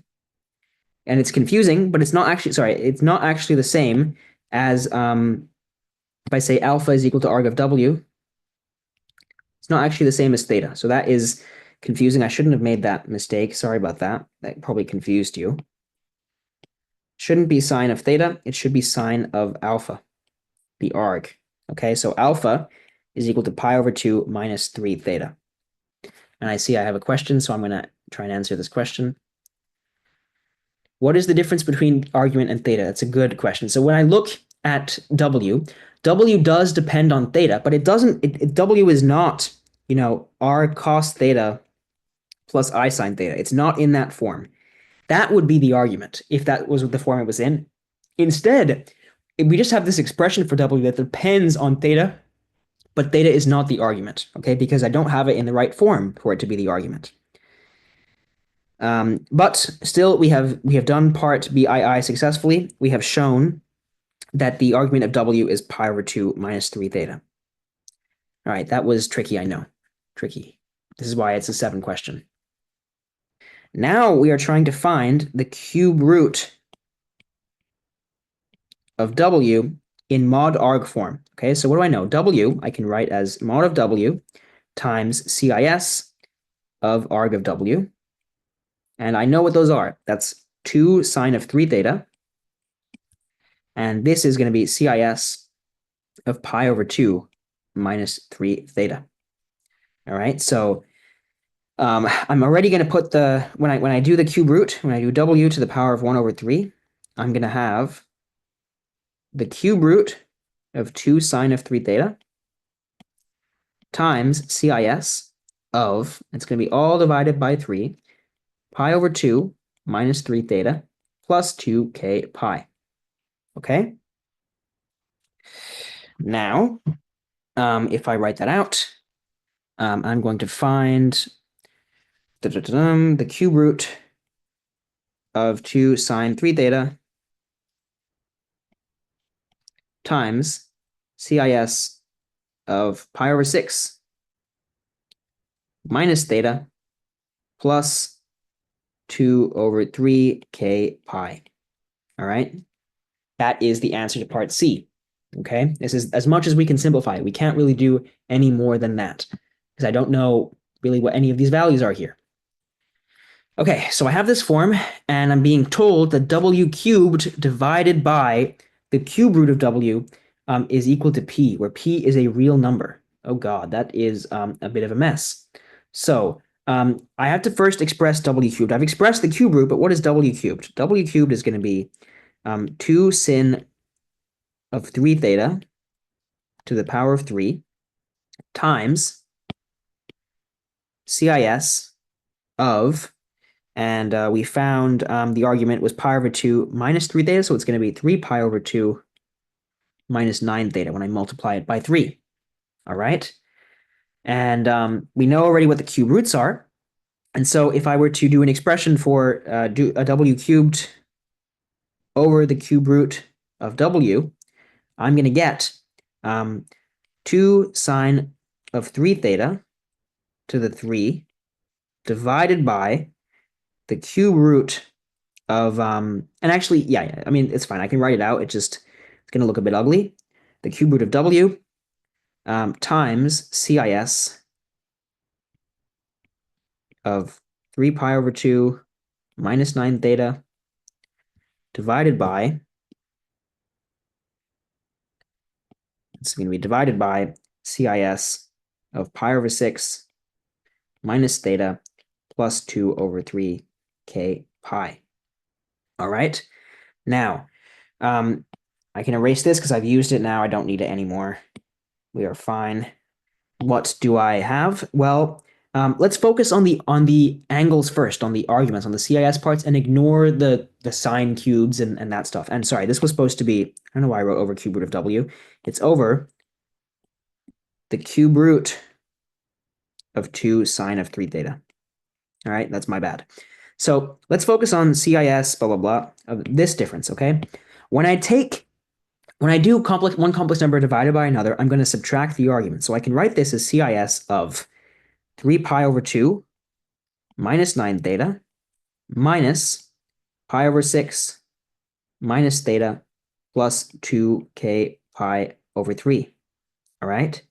Let's simplify as much as I can. I have CIS of, I have 3 pi over 2 plus or minus pi over 6, and then 2k pi over 3. I'm going to put all the pi's over 6. So I'm going to have 9 pi over 6, and then I'm going to have minus pi over 6, and I'm going to have minus 4k pi over 6.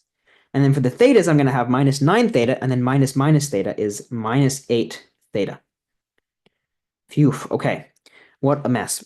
We're getting closer, though. CIS of 9 pi minus pi is 8 pi, and then minus 4k pi. So I have 8 minus 4k pi over 6 minus 8 theta.